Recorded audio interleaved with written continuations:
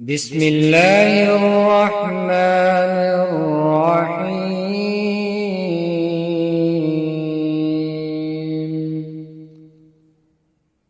سبح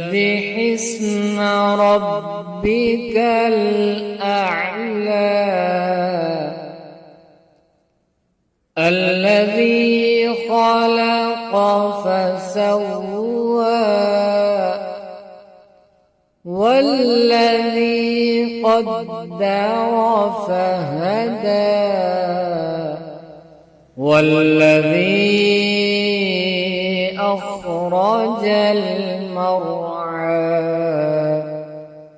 فجعله غثاء أحوى سبح اسم ربك الأعلى الذي خلق فسوى والذي قدر فهدى والذي أخرج المرعى فجعله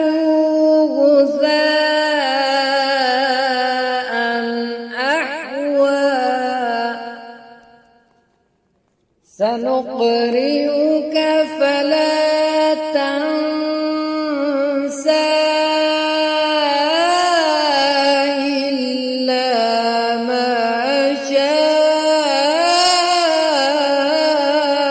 الله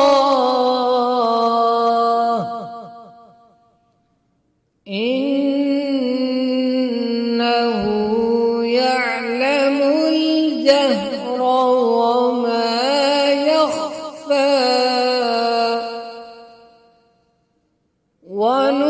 ونيسرك لليسرى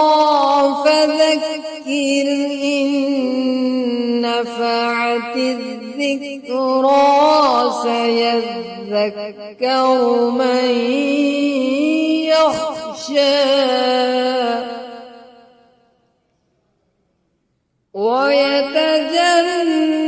ويتجنبها الأشقى الذي يصلى النار الكبرى ثم لا يموت فيها ولا يحيا قد أفلح من تزكى وذكر اسم ربه فصلى بل تؤثرون الحياة الدنيا والآخرة خير وأبقى